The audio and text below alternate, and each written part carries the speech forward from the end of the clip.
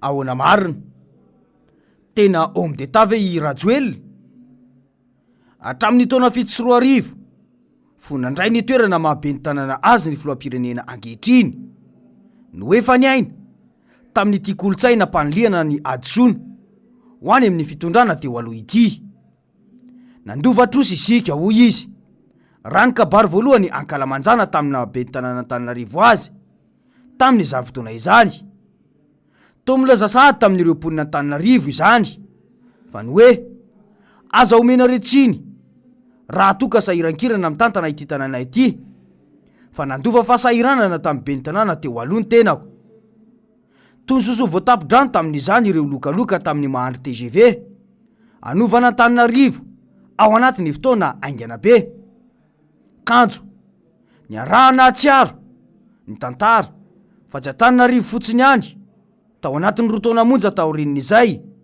no niova sy tena niova aingana amin'ny maha TGV tokoa fa I Madagasikara iray mantolo mihitsy tamin'ny fahasahiranana tanteraka hoy mantsy izy nandritra ny tetezamita 7 hoe trano iray alina no ataontsika ao anatin'ny volana vitsy ary ny tanjona napetaka amin'izany dia mba azo trano ny tanora rehetra ka ny tanora moa ny laharam-pamehana ny tanora latsaky ny 5 taona manambady manazanaka tokotatokobao azy io fampanantenana io ankehitriny 5 taona ny tetezamita nitondrany Rajoelina ny firenena nafototra iray aza tsy voatsangany nandritra ireny fotoana ireny atraminy efa tazana fa olona mpamita bahoaka sy mpanao fampanantenana pokaty ny filoham-pirenena ankehitriny io dia mbola nitoy indray izany ny taona 2024 nandritra ny fampelezan-kevitra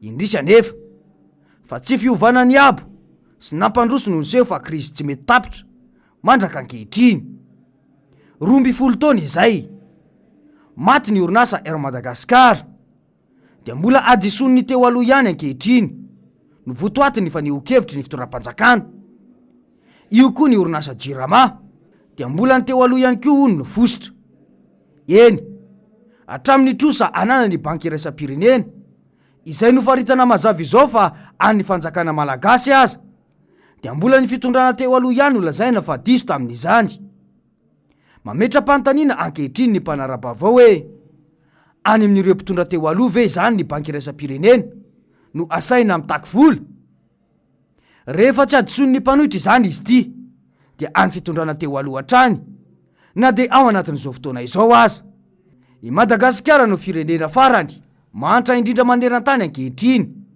sy firenena manana arikarena miba 7.7 ny mpanohitra sy ny mpitondra teo aloha avokoa ve no nahatonga ireo vokatra lotisia na rimpotsy ny farany teo sy ny olany jorofo sy ny lavanilina mitotongana be izao io ny mpanohitra sy ny mpitondra teo aloha ve izany no tsy nahavoaloha ny karamana ireo mpiasam-panjakana ka nahatonga ny fitokonana lavareny teto ireny ny mpanohitra ve izany no mahatonga ny vidin'ny jiro midangana sy ny delestazy amin'izao fotoana io izy ireo ihany koa ve no mahatonga tsy fandriam-pahalemana isan-karazany efa mahazatra toy ny asan-dahalo sy ny vaovao toy ny trafika anjazavarira tsy misy afa-tsy ny mpanohitra sy ny mpitondra teo aloha ve izany no mahatonga zany rehetra izany fa ny fanjakana ankehitriny kosa entin'ireo tsara fanahy sy ny tsara tarehy ary ny manjakely mba tsy ilazana hoe anjely ny azo ambara aloha dia ianao andre matofilo no filoham-pirenena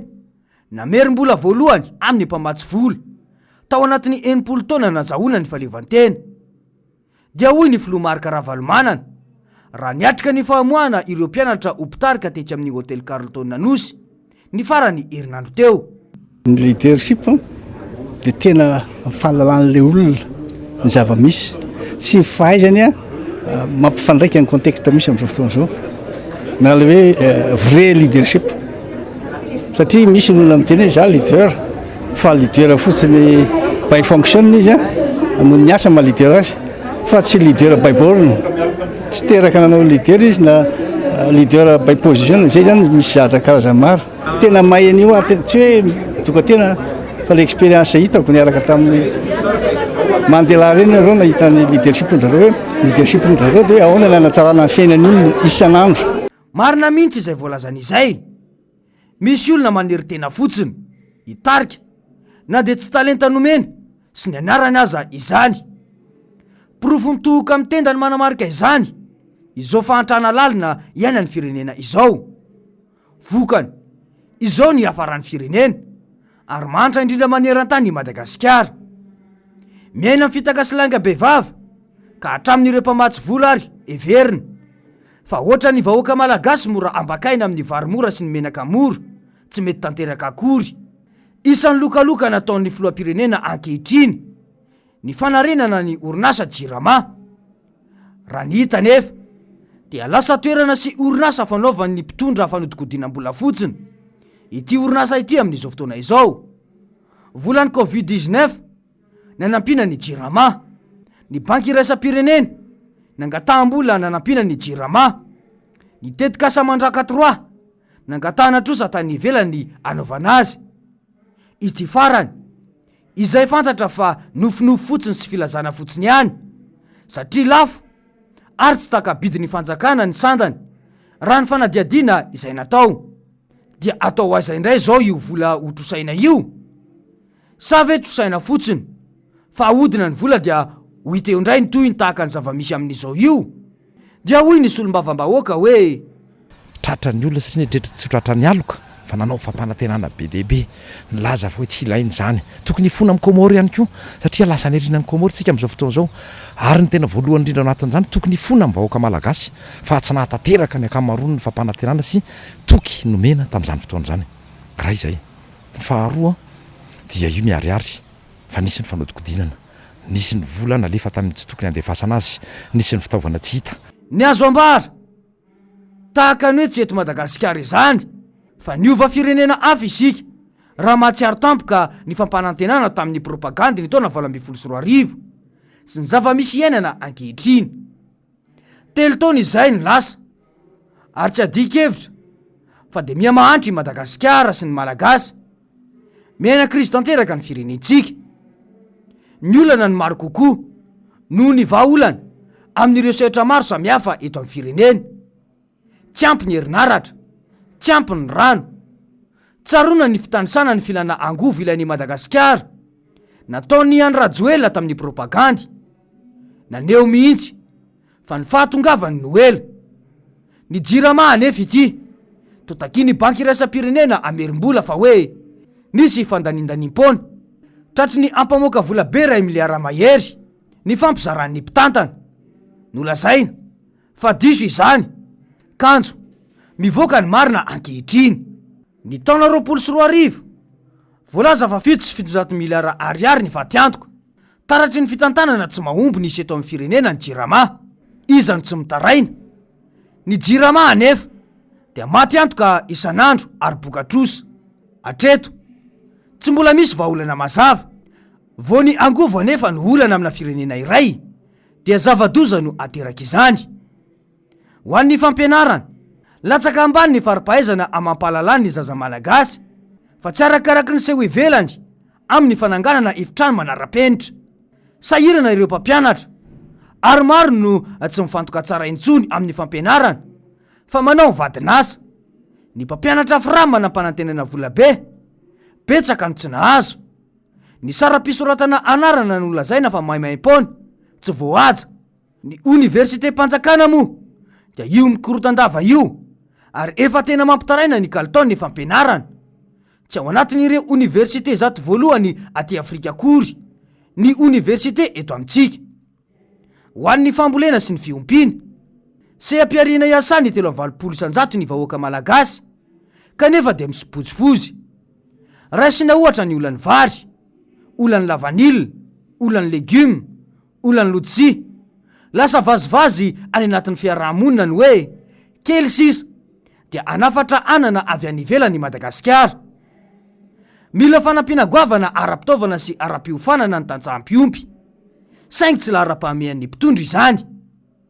Ho an'ny indostria kosa indray isan-kerinandro no andrenesana ny fitarainan'ireo orinasa tsy miankina. Mahatsiaro natao ho ankilabaosy sy tsy nampiny ny fanjakana kanefa mamely mafy amin'ny fitakiana etra tsy manaraka akory ny toetrandro iainana amin'izao fotoana izao. Niteraka adevitra be ny fanafarana akora avy any ivelany, ny 20 isanjato ho an'ny abaseranana satria ny tsy fahatanterahana io dia ambara fa 700 miliara ariary tsy hiditra any amin'ny fanjakana. Izany no mamay ny fanjakana amin'izao fotoana izao, izay fiatraikany any amin'ny fiakarany tsy rarahiny fa ny vola hiditra any apotsy no mahamaika. Maneno tsy fafaliny moa ary mandraona ny sitaka ihany koa ireo orinasa afakapa noho ny resaka tombotsoa arakitra io ho an'ny varotra sy ny fanjefana. Olana be ny resaka PPN na ny entana ilaina andavanandro. Tsy ny eto an-drenivohitra ihany izany fa manerana ny nosy mihitsy. Nilaza ny anafatra sambo 20 feny PPN ny filoha hozaraina na amidy mora isam-paritra, saingy mijanona ho kabary ambony vavahady fotsiny ihany izany aloha hatreto, ary ny tazana dia toa famonoana ankila-bao fotsiny tsotro zao ireo tatsapamokatra eto amintsika. Inona no tsy hanampiana ny tantsaha? Ilay simenitra nambara fa amidy mora dia fantatra fa tsy tena ny fanjakana no manafatra fa réquisition no natao. Ity farany izay azo porofoina tokoa satria raha tena ny fanjakana no nanafatra tsy efa niaingaindray ve ny gony misy soratra simenitra mora sy loko volomboasary nanomeno ny tsenan'ireo orinasa tsy tena hita iny anivon'ny fiarahamonina ilay vahaolana ary tsy arakaraky ny fampanantenana izay natao. Raha eo amin'ny lafiny fitantanana zary lasa governemanta ny fihetsiketsehana sy seho ivelany ary akamakama ndao hiara-hinana ny tazana, tsy ainga piasa fa tena mihisatra. Aiza ve ka ao anatin'ny 3 taona maso ivodimy no voatendry ka raha many olona antaonany maro tsy voaloha. Grevy etserovo mikiropaka mamaolana kanefa mireharefa manambola. Fa ahoana mariny?